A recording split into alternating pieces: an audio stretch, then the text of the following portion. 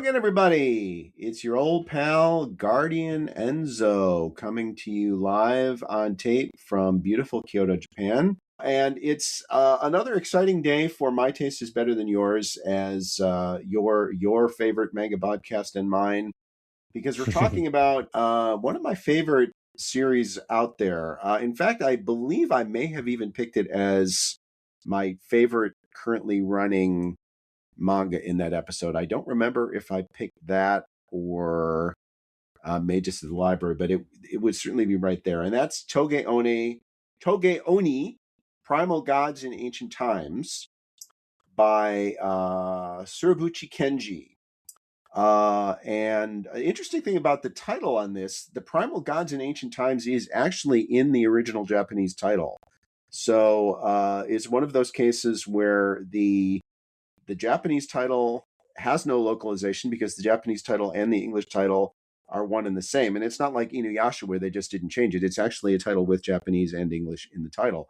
And it's a pretty self-descriptive, pretty accurately descriptive title too, Primal Gods in Ancient Times. And it is published. It's been published since about 2018. Currently being serialized at a rather snail's pace, which is one of the things I want to talk about, in the magazine Harta. And Samu, I think you're in agreement with me, aren't you, that Harta is a great go-to source for wonderful seinen manga? Yeah, definitely. I mean, it's one of those eclectic sort of magazines that I don't know if it necessarily has a identity that you could put onto it other than, I would say, just really either innovative storytelling or just seems like a quest for trying to find the most diverse sort of stories that they could potentially publish. And definitely, Yeah, I would say the the identity, the theme is quality, really. And it's like, as you said, it doesn't really matter. It's seinen, but it doesn't really matter what sort of genre it is, as long as it's good. I mean, some ongoing things in that magazine, just for some examples, Otoyome Gatari, Bride Story, this series, which is wonderful. And then recently you had Delicious in Dungeon Meshi ran in that magazine. So it's a really interesting, eclectic, unusual sort of magazine that really as long as it's good, the genre doesn't matter, and that's the sort of style that I really like. Um, so and let me another just one yeah. that I mentioned before was My Oh My Atami-kun. That's Ah, another. yeah. Which is currently being Yeah. serialized. Yeah. Yep. It's one of our favorites for good reason.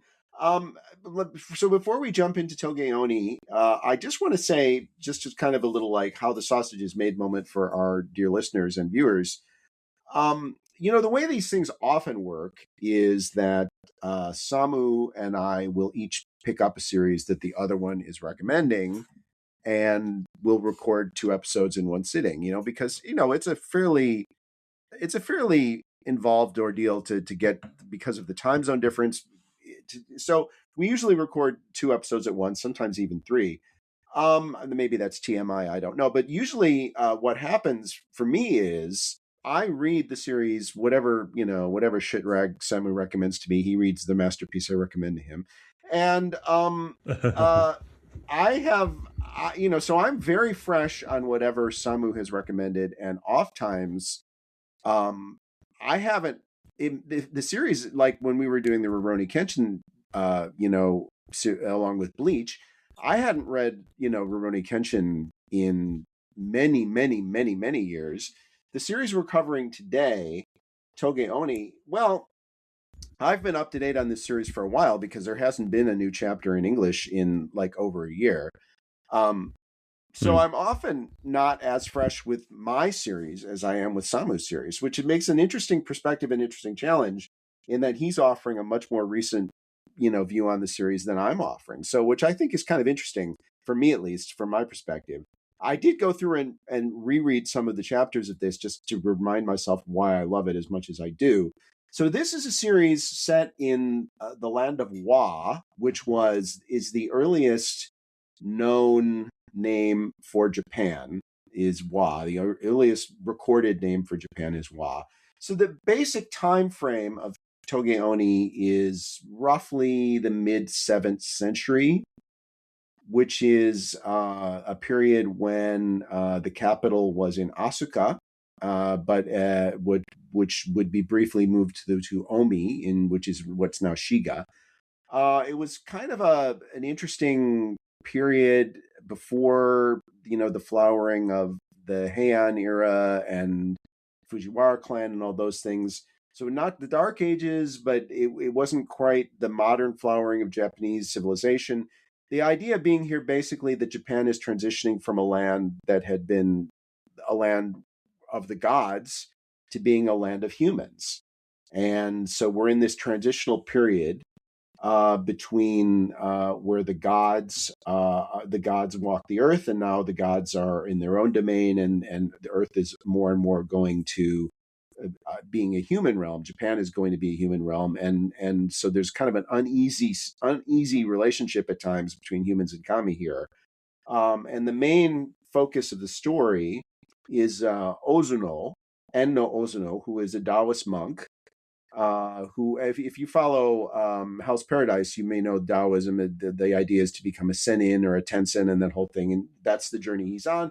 But he's an earthbound monk who has lots of connections, as his disciple Zen says about him. So he has a disciple named Zenki, who he calls Zen, who's a young lad about 12 years old, who has been traveling with him for a while. We get into Zen's backstory fairly quickly, but I won't go into it right here. In the first chapter, he picks up another disciple, a young girl named Mio, who is the same age roughly as Zen, who is about to be sacrificed to her local kami. And so they end up traveling together.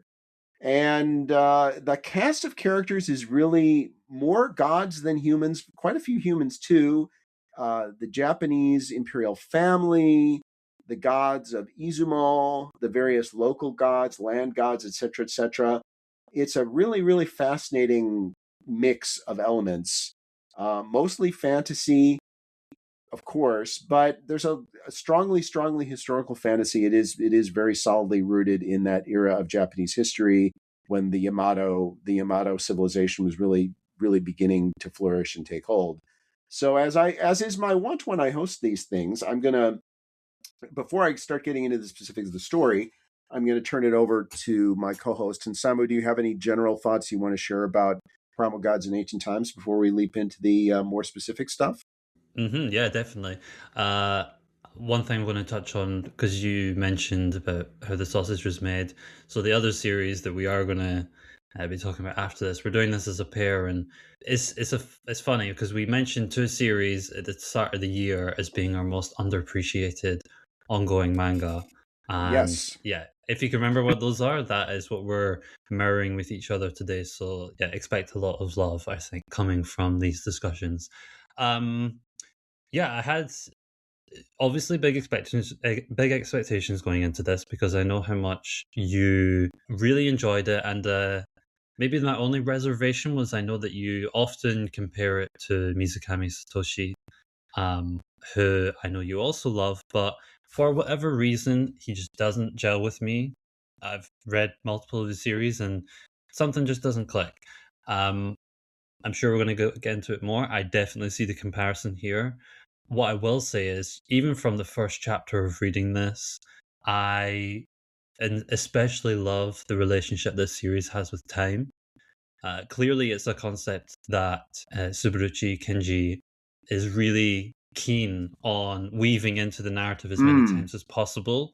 I think the implications that it has on story beats that we're definitely going to get into later on in the spoiler section are kind of mind bending sometimes in a way where I'm like, okay, if I think too much about this, then I might get a headache and I don't know if it'll make sense. But the way it impacts me as I'm reading it definitely hits me in a very positive way. Like it makes me think and it makes me be like, okay, this feels like a different approach to this sort of the way that time is represented in the series. Even things like the like cover chapters, which are quite fun and cute, and play around with this idea of like clearly this is a very historical, like fantasy-esque story, but what would happen if they were in the present?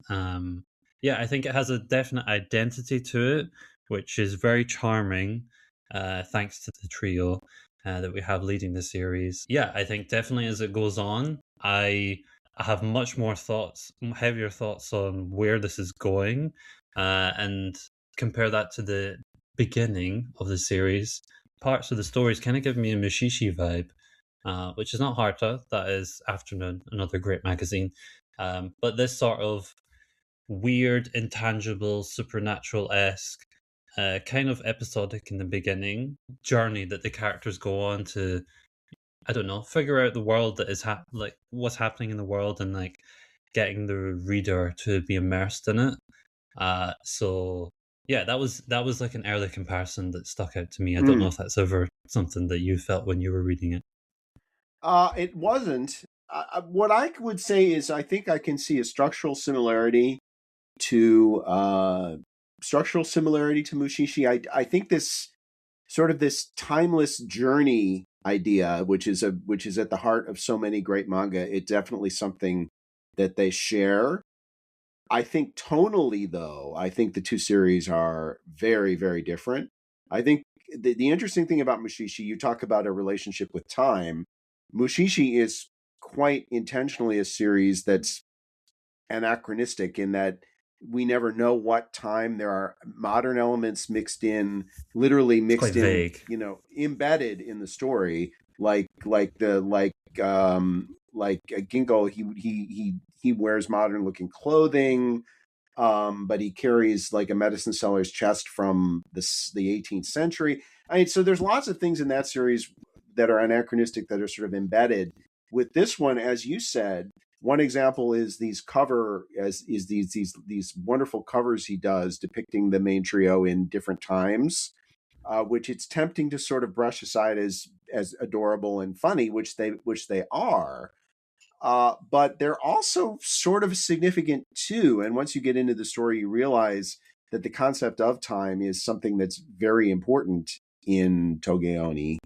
And another element of that where he plays this out, there's one arc later in the series where it's literally it's very, very front and center. But he often has an interesting mix, I find. Did you find this too, that he has an interesting mix of modern language and archaic language, often side by side, often in the same dialogues during the course of the series? Yeah, I did notice that, and I think he plays into it as well, depending on the gods that they're interacting with. Yes. Uh, Across the board, there's an intentionality in how things might seem out of place, or just a mixture of different time periods. But Hmm. yeah, I really is quite compelling, actually. And it's also worth considering too that these are immortals we're talking about with the kami, and their relationship with time is fundamentally different from what a human's understanding of time would be. That's something you have to sort of wrestle with as a reader as you go through it, is trying to place the kami in that context. They seem very much of the setting of the time frame that the series is set, but they're also divorced from it in a certain way. And in a certain way, Ozono, the main character, well, I would say one of the three main characters. I think they're basically tri-protagonists, but seems to have a very kind of an elastic relationship with time, with the gods. He's not a god. But he has a connection to gods that relatively very, very few humans in the story have. It's to the point where we often question, what's the real deal with him. Ozono is by character very sort of humble and a bit goofy, and he kind of, when it suits him, he plays up the hack medicine seller bit sometimes, and he trivializes himself. But in the process, you become aware that he's someone that's quite, quite, quite substantial. And then we have Mio and Zen, and another sort of sausage is made bit of this is when we write our notes, we have a shared file where we write our notes on the series that we're going to cover, and we don't spoil each other too much. But I at least always try to read the tea leaves and try to get an idea of what my co-host thought about the series that we're about to cover if it was one I recommended. And I sort of vibed from his entries into this spreadsheet, into the document, that I thought I kind of connected on this one. And we'll see when we get to the end. But my feeling was, okay, on some level, I picked one here that resonated with Samu. So, but I think in particular, Miyo and Zenki resonated with you, didn't they? Oh, so much. I mean, just stupidly adorable. Like, Yes. oh, yeah, it's the power of a male tsundere, which isn't super common, but it's done here in the right pace of Zen going through this change of emotions, the knowingness of other characters around them because they're so young, they don't really have the language to explain these feelings that they have for each other. Uh, just stupidly cute. Yeah, Yeah. I love them. Yeah, they're awesome. I love all of the main characters here and a lot of the supporting characters too, but Mio and Zen are my two favorites, I have to say. They are great.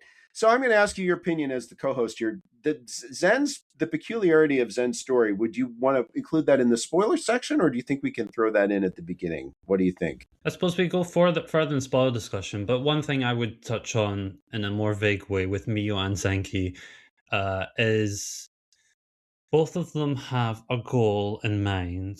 Mio's, which is established from the first chapter, so it's not really a spoiler. She wants to go to capital city. You know, she wants to Right. this contrast of the life she's known until now and this idea of like the wonder and spectacle that she is not familiar with. Then you figure out more as you understand his identity as an Oni, what he wants to do with that. But I think there's a nice mirroring of their journeys of maybe what you think you want is not really what is for you. Uh, Mm. and yeah, I think that is another part in which they kind of work in tandem with each other and they support each other in going through the stuff that's in their head as they're wrestling with their expectations maybe not being met or having to be like, okay, this is who I am, I have to accept this, or I have to change what I think my potential future could be. Yeah, I mean, there's very definitely specifics later on in the story, but I also felt that they were on a similar journey throughout the series. Well, yes, and indeed, as you just said, Zen is an Oni, so that's established pretty early in the story, chapter two. Hmm. So I don't think that's too much of a spoiler. But one of the things I will say is that when Zen hears Mio's goal, he's quite he's a little petulant and jealous of that because he's like, yeah, that's you're so lucky. That's easy. I mean, how easy is that for you that you're going to be able to achieve that? All you have to do is go, and but his goal, which we'll talk about more, is he could literally, I mean, the extent to which he will go to try to achieve that goal only to be frustrated is quite extensive. So the other thing, okay, so we will get to the spoilers pretty soon here, but I want to talk about pacing and not narrative pacing, but so this is a series that it's one of those series like Otoyomegatari. So I guess it is common with Harta. You maybe get 8 chapters a year with this series. It is licensed in English, but the English release is a full volume behind the Japanese one, and when you only get one volume a year, basically, that's a big gap. So talk to me about how you feel about the particular challenges of following a series. We can get into the whole Hunter x Hunter thing, but that's a different animal. Those are hiatuses that we're talking about there. This is something where it just doesn't update very often. That's just how it is. It has been from the beginning. So what do you think are the particular challenges of following a series that is so slow to update? And do you think that's one of the reasons why the series has not proved to be more commercially popular than it has been? I think it's just a case that maybe the series doesn't have the visibility. that it could potentially have. I don't see why it couldn't be more popular. I mean, it does have the English official translation and release. I think if an anime is ever in its future, yeah, I wouldn't be surprised, especially if you can experience it in a self contained season or read it like I did in bulk. For me, my experience, generally, I do prefer reading titles that are complete. I've said this before, an ending makes almost everything to me. I can forgive a lesser series with a brilliant ending, and I can be more brutal towards a good series with a bad ending.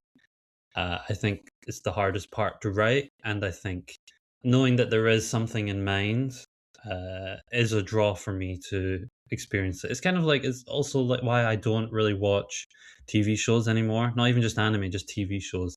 This feeling of this thing could be cancelled. It could, season 3 or 4 could never live up to what I felt with season one. I need to, I suppose, have a bit of security there. So when I am reading these series ongoing, there is definitely that risk factor, and it does bleed into, like you say, especially if it's a series that does have a not necessarily a complicated plot, but something that is quite linear, where you have to recall details and everything flows together, which I think applies definitely for this series. Uh, Versus, I don't know, if I picked up a Yotsu Battle chapter or Skip and Loafer went on a longer break between its monthly chapters, it would be very easy to get back into that world, those characters. But when you have sometimes these big concepts and unpredictable directions that the story is going in, I can see that maybe when you have to wait a year for new chapters, sometimes that you're like, okay, wait, what are the actual implications of this thing again? What I will say though is, as someone who read it pretty much within a week, it's one of those cases where sometimes you're uncertain of a series as you're reading it weekly or monthly or ongoing, but when you see it in its totality, you're like, oh, okay, the full picture is here. I get it. Yeah, I mean, and I think there is definitely you love to talk about the architects and gardeners. I think this is an architectural series. I think that's pretty clear. He has a very, Mm, very definite idea of what the story is, what the individual components of it are, how they fit together, and is in no hurry to get there, but kind of goes at a very the pacing within the story is not slow. I mean, but it's not rushed either. I would say perfect, but it's definitely you don't get any feeling of improvisation here. I always feel like I know exactly where he's going. He has a very clear idea in mind. I'm sure probably knows where the series is going to end, or at least where he plans it to end. Um, another thing I would say about this series is we talked about Mizukami, I should just mention again because of Mizukami that the reason that I picked up Touge Oni in the first place is off of a recommendation by Mizukami, where he said something on his Twitter account, something along the lines of, I've mentioned this before, something along the lines of that every time I read a chapter of Touge Oni, I hate it because I'm so insanely jealous that he's able to write this. And that that was not this is not one of those like commercial endorsements that you see from the official social media account of the manga being endorsed. It's not one of those. It's just something he put out on his Twitter because he felt passionate enough about the series. He's a fan, right? So seeing Mizukami say something like that, given the regard I hold him in as a writer, and that really impressed me. So that was kind of what pushed me to read the series in the first place. And I think, as I was preparing for this, it struck me that Primal Gods can be a bit of a tough series in a sense to discuss because it does not have a lot of jagged edges and peculiarities, and it does this brilliantly and it struggles with this. It kind of just does everything really well. It's also, I think the salvation for me here is that it is a very intellectually dense series that really treads in a lot of interesting ideas, and those ideas are ones that definitely you can talk about. And so let's move into the spoiler discussion then and get more into the specifics on that, if that's okay with you.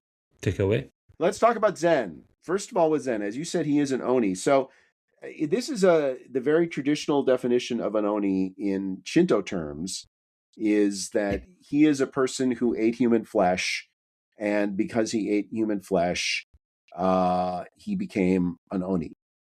And the story here is that he grew up in a village on Mount Ikoma where there was a very, very famous famine in the 7th century.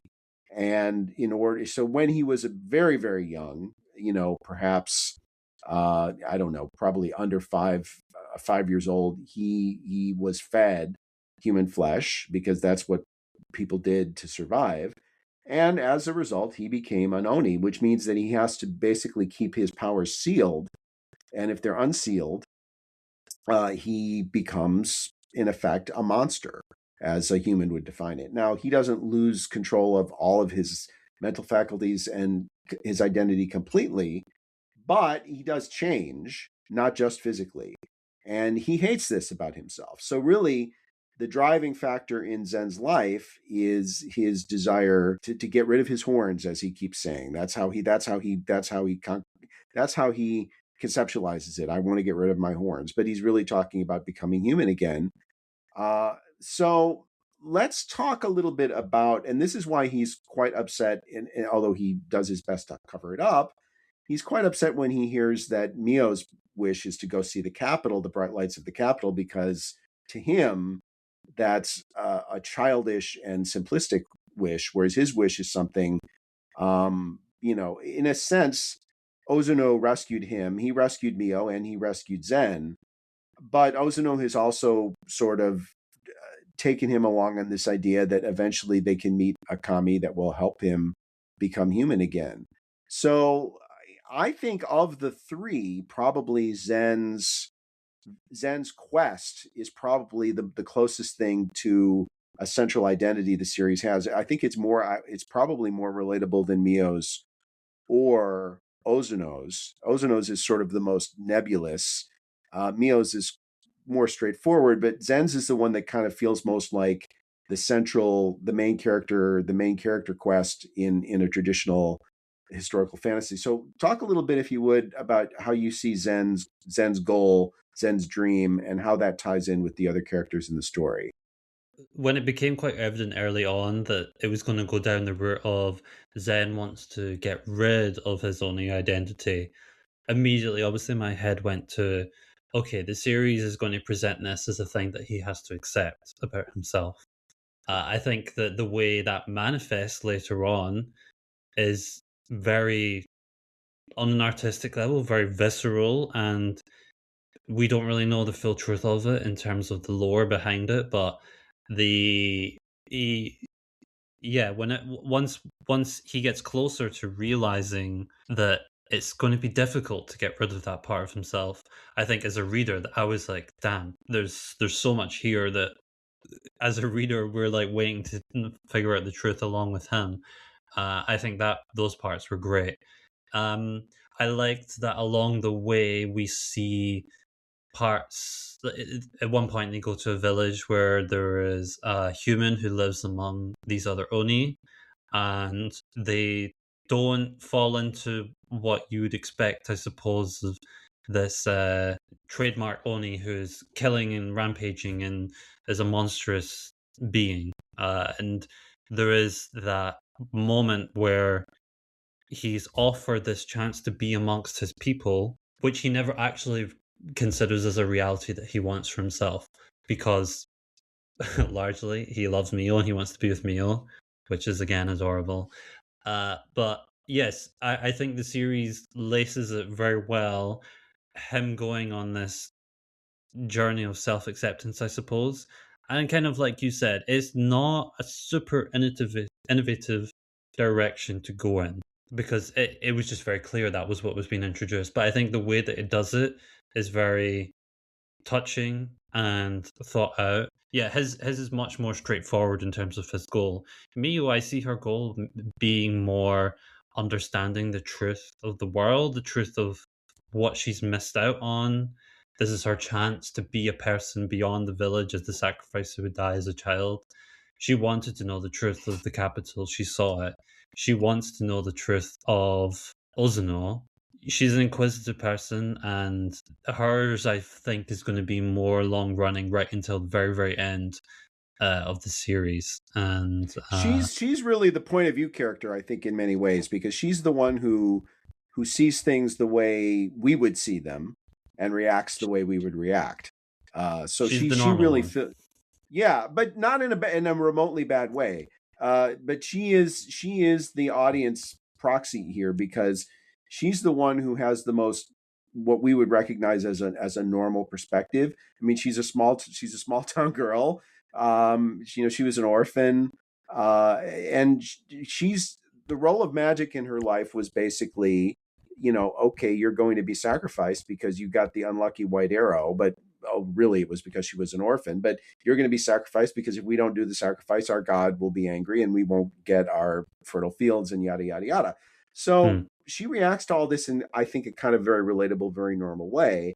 And meeting Ozono and meeting Zen, it changes her perspective on the world, as you said, and it does evolve from I want to go to the capital to, well, what was the reason I wanted to go to the capital? The reason I wanted to go to the capital was to now I think she still wants to do that, but it's like because now she wants to understand the world in a way that she didn't understand it. She always had this intellectual curiosity, this desire to she knew the world was bigger than what she saw of it.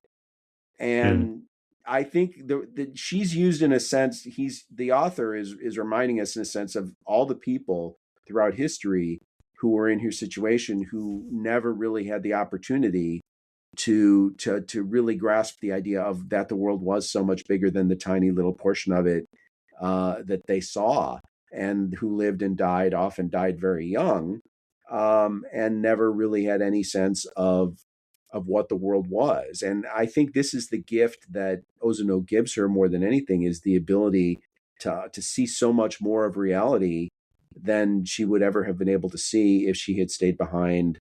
I mean, in a literal sense, he saved her life, but he also gave her this gift of indulging her curiosity, of letting her flower as a person. And I think with Mio, what I think was especially successful in the first couple of volumes, where she got a good bit of focus, you see that she has this resilience, accepting her fate, and then that one moment where she breaks down, being like she doesn't want to die. That's the Yeah. part where I was like, oh, I know I'm in it for the long haul with this character. Like I want only good things for her. When you throw in the extra element of that she meets herself from the future, and herself from the future helps her become the person that she is eventually going to become, that's one of the parts where my head kind of gets scrambled, but I love it for what it means for her and her arc. And it also does tie into what you say about Zen being dismissive of her goal to go to the capital. I believe we find out that this isn't the first time that they've brought someone on board and they've taken to the capital and they've gone there and they've made a life for themselves. You know, that is something that Ozono has done. He offers people join him on his journey quite often. And Zen kind of alludes to the fact that, oh, she's just going to be another one of those ones who sees that Mm. life and goes away, and that's it. So it's not really until she sticks around after, I think, that it clicks between them in that more magnetic way. And I do think that early arc, I believe in the second volume, where you see that alternate version of reality where she stayed behind and having to change fate, but then also the narrator changed in the the third person way that it often talks about these. There once was a time where Ozono and his two disciples went on a journey and they went to such and such, and even that changes, and the narrator forgets that she was there. Um, Mm. yeah, another that's definitely a moment where I was like, okay, I love the way this series depicts time in a non-linear way and very malleable, and it just works for the character arc. So Yeah, no, and she develops some very interesting ideas based on her journeys too, because she's seen things that make her question whether what she perceives as reality is reality. or is at least is the only reality. Let's put it that way. Now let's talk about Ozono a little bit, because in a way he's sort of a very mysterious character.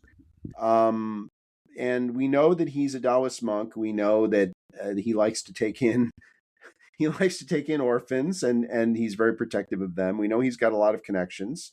He has a master too, who is a very important character in the story, who Miyo also ends up spending some alone time with. And but other than this idea, like, oh, I want to be a Senin, I want to follow that path, which his master now is, by the way, a Senin. How would you, what would you say is Ozuno's goal? What is his driving manipulate? What is his driving motivation going through the story as you see it? I think so much of it is driven by regret. Clearly, he wants Yes, yes, to. yes. It's all tied to Koto-sama. Once we see that flashback of them together, one point I loved about that was how Koto-sama, who's able to grant these wishes to these people who climb up her mountain, and often people die on the way. She and some of the people around her can be like, "Oh no, this wish, if you grant this wish, this will actually be bad for that person." But it shows this difference of the knowingness of the gods and the uh I don't know, the selfishness of humans, the inability to like perceive what these changes could mean. There was something really tragic about that. And as everything went down there, definitely that fuels Ozono and everything he does. Um I just, especially from reading the more recent chapters that came out and which are very fresh in my mind, I'm finding it hard to separate this theory that Mio has about Ozono and his master Kozumi uh, being the same person from different points in time. Kozumi, we Mm, learn, is going back in time. Uh, there's another character that we get introduced to when we go to the capital who has this foresight to look into the future. They have a very interesting confrontation as a result of that, where like fate and time kind of brought them together in this one moment to try and change the future.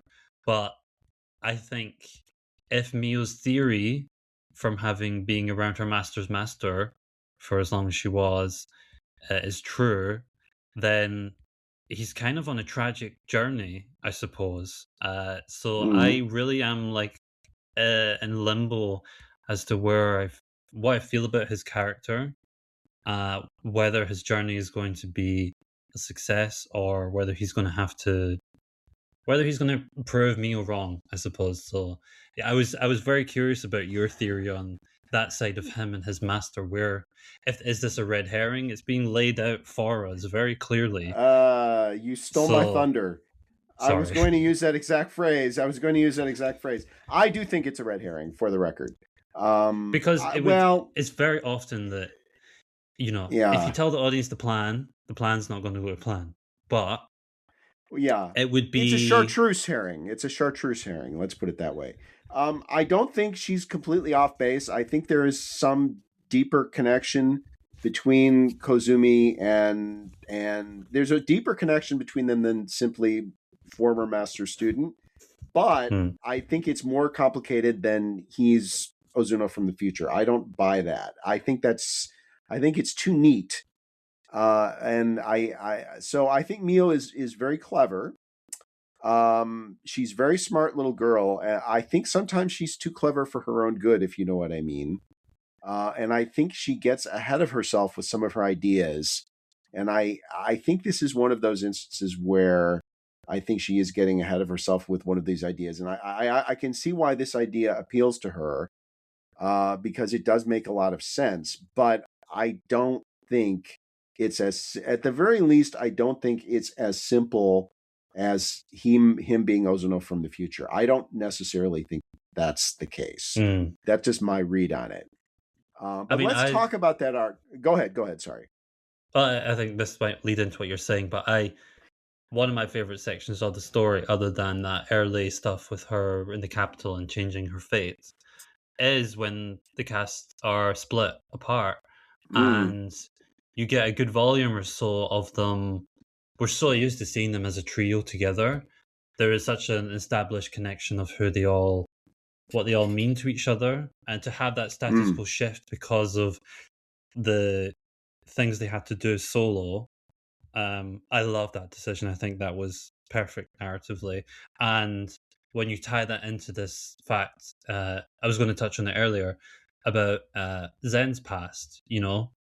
When we do eventually figure out that it was Ozono's master who created the destruction of the village that Zen mm, inhabited, that then led him yes. to become an Oni, and then there's like a weird complication of guilt and acceptance and blame, but not blaming each other. Throw in this idea that Mio is now skeptical of Ozono.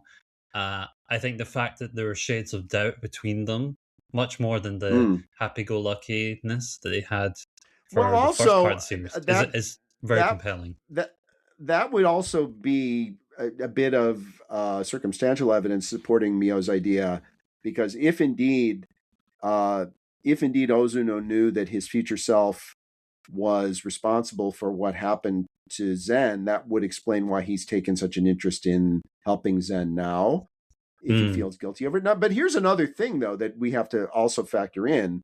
She could be right, but Ozuno might not know it. Um, mm. that is possible. That's within the realm of possibility.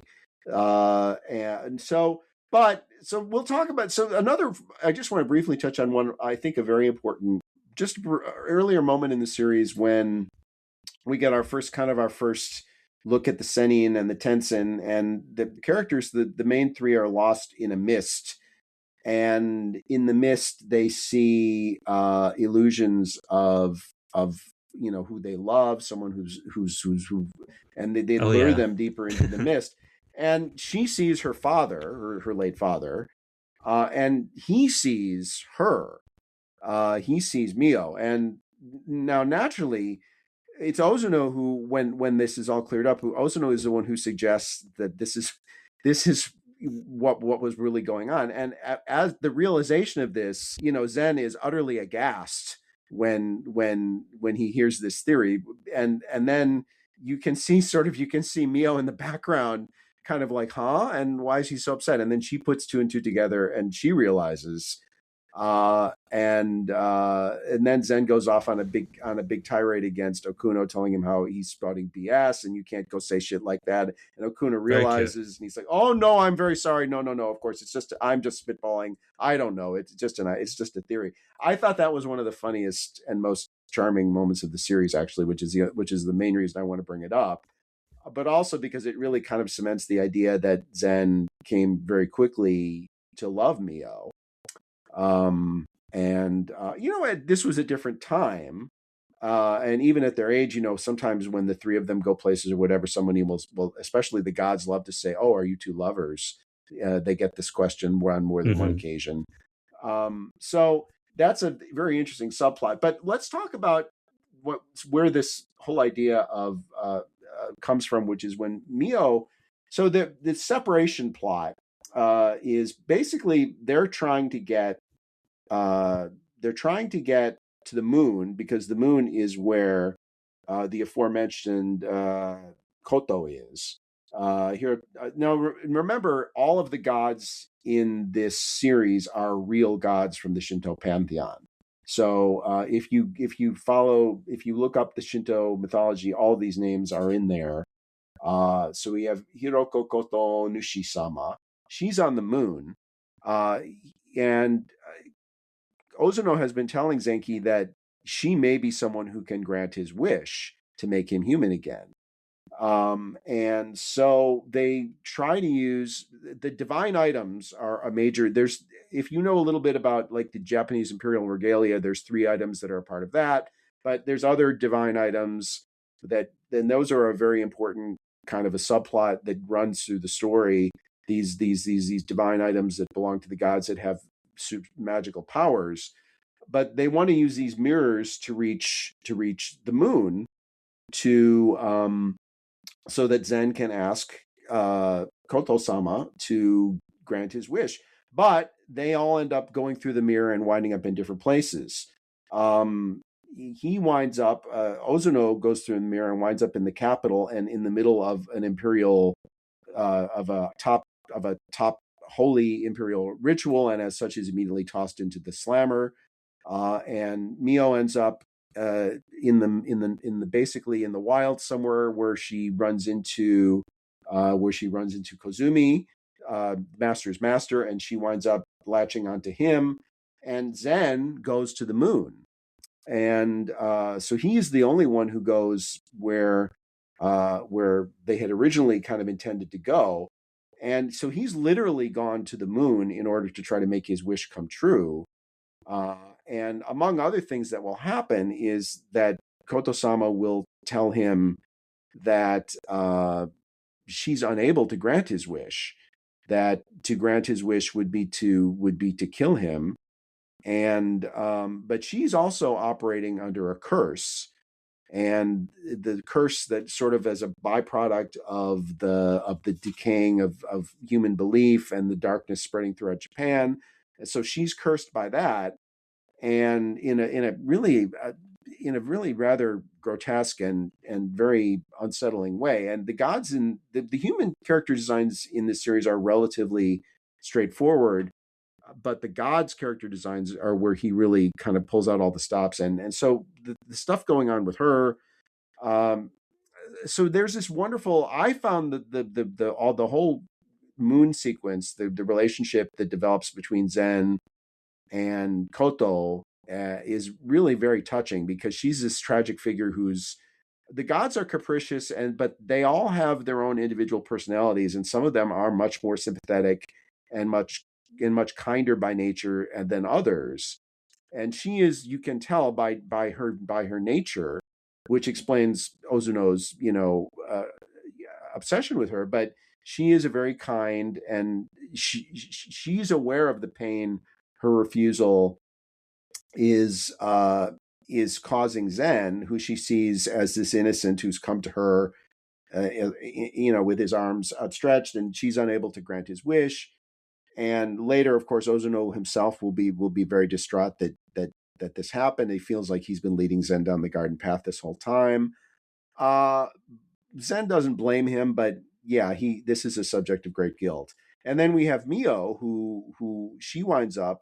So Ozono's section of this, he's in the capital. This is where the political drama, the real life political drama that was playing out in Japan at this time, this is where that starts to become a major factor in the story. He gets involved in that. There's basically two factions, the Asuka faction and the Omi faction. And what happened was the capital was moved from Asuka to Omi for a short time, and there was the emperor was pretty close to death, and there's a war of succession growing between his son and his brother. And so the Asuka faction is, those are the ones who basically, as a condition for his release, Ozono has to agree to kind of search out the 3 imperial regalia and deliver them to the Asuka faction. And Mio follows Kozumi for a while, and they have some fascinating discussions about mantras and about the meaning of curses and the meaning of blessings and all sorts of things. And she begins to see him as more than the wicked figure that she initially dismissed him as, which is where her interesting ideas that you alluded to start to form. And Zen has this really, I think, incredibly sad and powerful interaction on the moon, where he's not able to have his wish granted. And you see what this does to him. At the same time, though, the refusal to do it, it has a debilitating effect on Koto-sama, and he's very compassionate towards her, as he sees her suffering because of her inability to grant him what he desires. And I just found that one of those moments in the series that almost brought me to tears, really, is when he kind of gathers her up in his arms and carries her back to the healing water, where she can sort of like maintain an illusion of her old self, despite having his heart ripped from his chest, basically, and told, that this God, this all-powerful God of all gods, is still unable to give you what you want. He still has it within him to be compassionate towards her. and to be moved by her suffering. So talk a little bit about all three of those and how you feel those three sub-threads worked for you, and how you think they tie together in the end. Yeah, I mean, like I touched on, I think this is my favorite. I think this is the most successful part of the series until now. I think having that change up where each of them has to confront something different than what they thought they would have to. Uh, Everything is still ongoing in terms of what they learn each on their individual journeys. I think my favorite is probably what Miyo is going through right now. Very curious to see how things are going to manifest and change their relationships going forward. Even if this theory about Kozumi being Ozono isn't real, I think it will at least serve as, I don't, at the very least, like a warning for what Ozono could become. Um, so I think there is this overarching feeling of don't let yourself be consumed by the goal that you've put upon yourself. You have to sort of accept that things have gone the way they have, and you need to live with that. And I think even Ozono himself hasn't accepted that. So I think there might be an ironic way in which his two disciples are going to reach that point before he does. You So might that's be maybe, right. I think that's my prediction for when things are all going to come together for them again.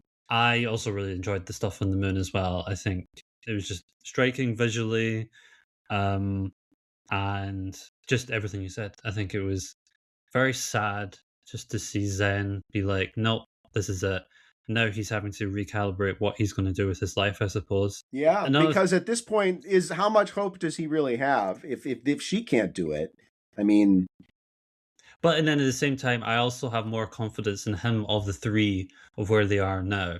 I feel like this is when his relationship with Mio is probably going to blossom even further, and that's going to be the thing that grounds him in the end. hmm, So yeah, that's where I can see for him.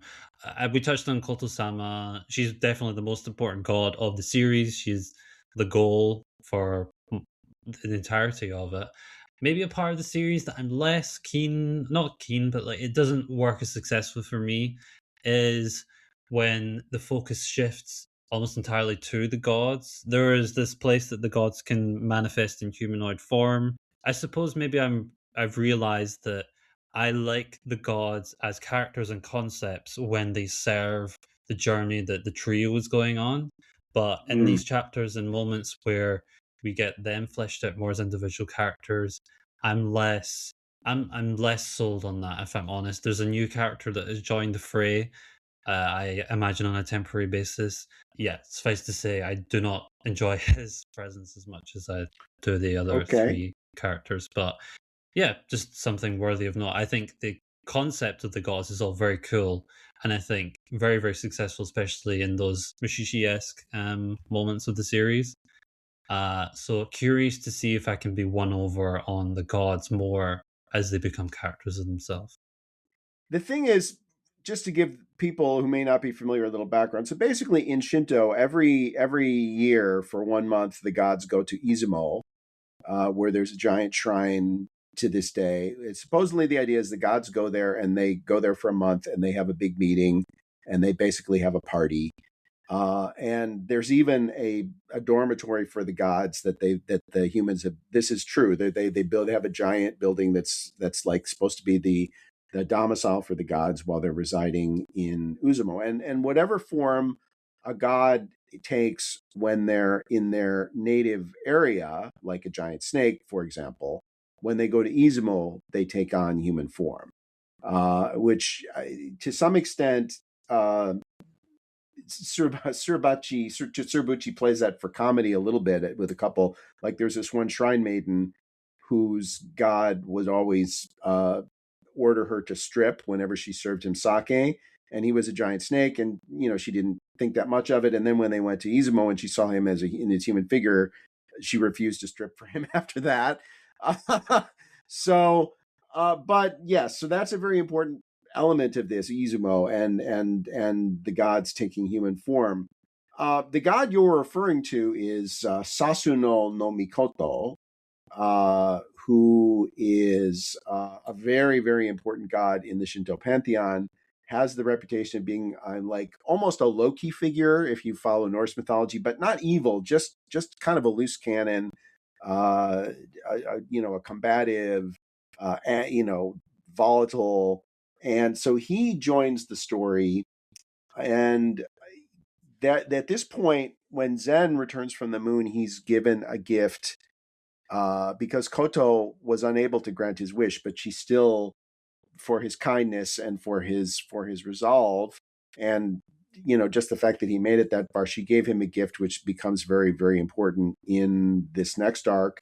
And this involves basically Susanoo, who even the gods realize is too much of a loose cannon to turn loose on the earth, but they send him down there to accompany Ozono, but they also send another god kind of in the form of an object to keep an eye on him and make sure he doesn't go too crazy. And so he ends up, first he declares that Miyo is going to be his bride. And naturally, Miyo and Zen both neither are thrilled with that idea.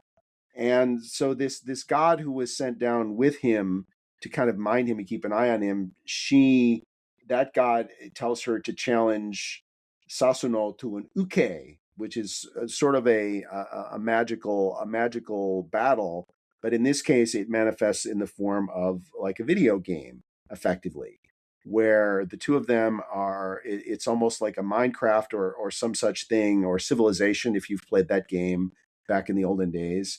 And Miyo ends up playing this game against Susanoo, and the idea is to gain as many worshippers as possible. Worshippers he calls humans mangrass.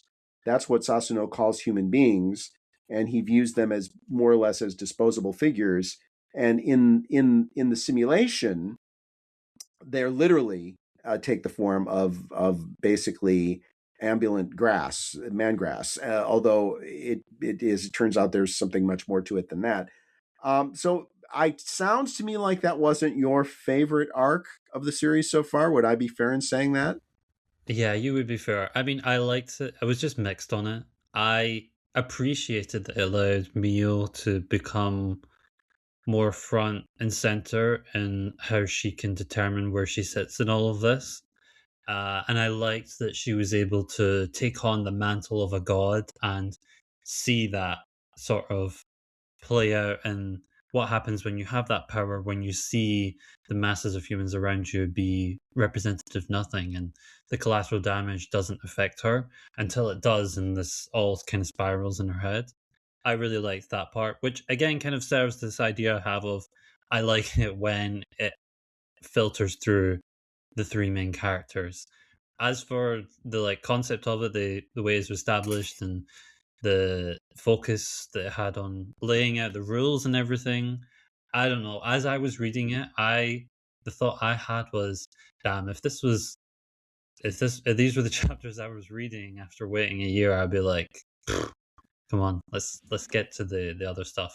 I feel like it was a fun exercise for the author Kenji to explore, and I don't think it was entirely unsuccessful, but not my cup of tea, I suppose. Yeah.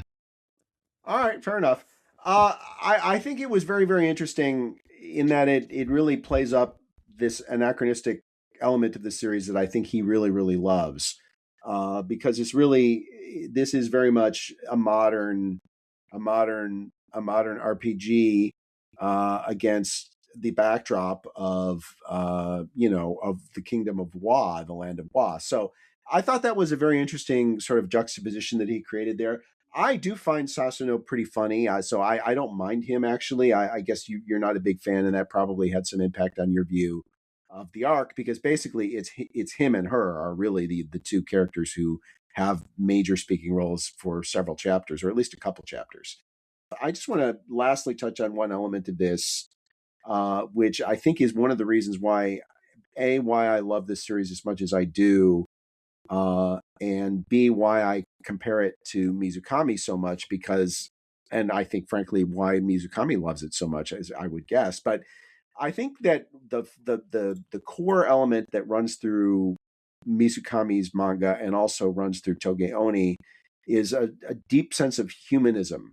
And it's funny because but they both like to write about the gods a lot, but um, even using the gods and other yokai and other creatures, you can still shed light on the human condition. And in fact, I think the best series that focus on yokai or gods like Natsume Yujincho or Mushishi, for that matter, use these figures, these mythological figures, in order to shed light on the human condition. And I think that there is an element in the writing here of the fundamental belief in the goodness and decency of human beings. I really believe that. I think that that's something that runs through Sengoku Youko and Lucifer and the Biscuit Hammer and Spirit Circle and Touge Oni, is this fundamental underlying belief that there is something at the core of these people that's decent, that allows them to persevere against the travails and challenges of the world. And one more thing before we go into recommendations is I want to talk about Azuma no Miya, who is one of the two characters who is the rival for the throne. One of the two. He's the brother. Which we talked about that real life battle for the emperor's seat that occurred during this time frame between these two people, the son and the brother. So Azuma no Miya, his strategy basically of winning over the people is that he's going to spout so much nonsense, so much gibberish, so much untruth, that the people become incapable of determining what's true and what's false. And that's the basic strategy of his communication. And I just thought that was interesting in the context of where we stand in the world in the 2020s. Not to go too deep into it, but I do think that there is definitely, especially with the growth of AI and deep fakes and all these other things, I think this is another one of those moments where Suribuchi gets quite modern in his outlook. You know the bit I'm talking about, I assume. This is chapter 27, which is a very important chapter. Do you feel like he's making a little bit of a commentary on current events there? I mean, I would just say it's very fitting that it's coming from the character who's positioned as the politician, the one who knows how to get what he wants for his potential throne, for his power. One of his weapons being misinformation is fitting. Yes, I agree. Yes, very much. Okay, let's go into recommendations in that case. And Samu, I'm going to let you go first here. What's your recommendation with Touge Oni Primal God in Ancient Times? Okay. Originally, my recommendation was going to be Mushishi, but as I went further into the series and it morphed into something that felt more story-driven, of an overarching plot, and less about these episodic journeys that we had in the beginning, I switched it up to another series, which is The Elusive Samurai by Yusei Matsui. They're not exactly being told at similar time periods, but they're not actually that far off.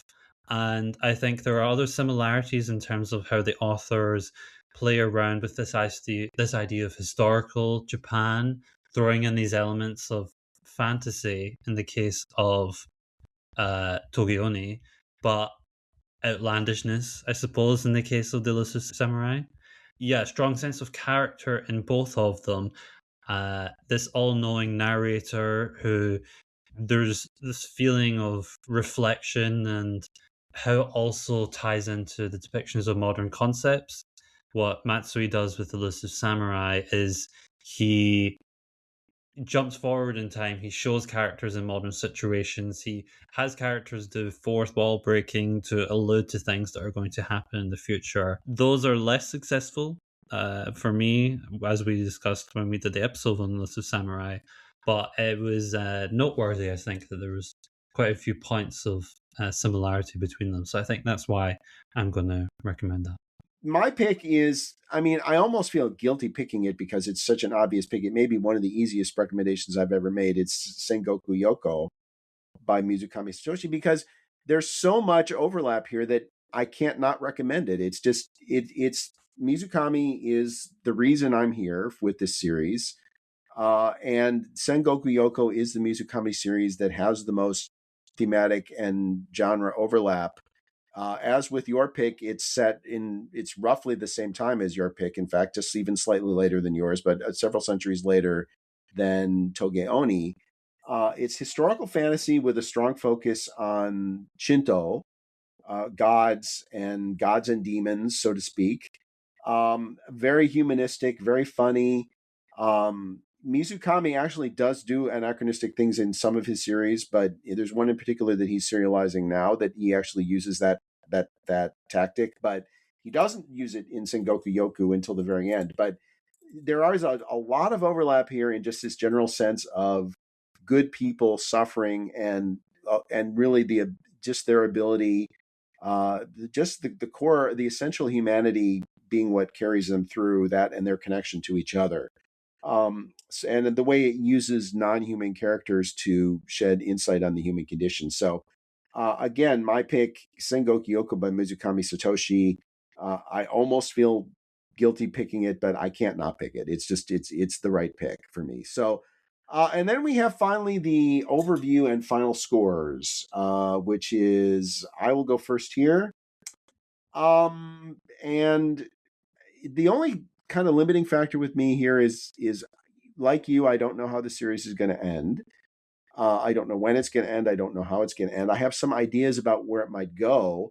So I really have to grade based on where we are now, which is never easy, but it's even less easy when we have a series that we haven't gotten a new chapter in over a year. But I do think it's both artistically and narratively, I think it's one of the most ambitious, one of the most interesting, one of the most intellectually deep, one of the most emotionally powerful series running. I just think it is, as I said earlier, an all-rounder that sort of does everything well. And I'm going to give it a 94. That's my score for Touge Oni, Primal Gods in Ancient Times. Let's turn it over to Samu. What is your score, please? Again, for me, I have a question mark in terms of where it's going to go, but I think where it is right now for the characters is quite interesting. I like the direction it has taken quite often and the journey of the trio. Like I've touched on, there are some aspects of the series that are becoming more prominent as it goes on that are less to my liking. But on balance, I really enjoyed the ride. I wouldn't quite describe it ever as perfect like you did, but it was totally engaging for me the whole way.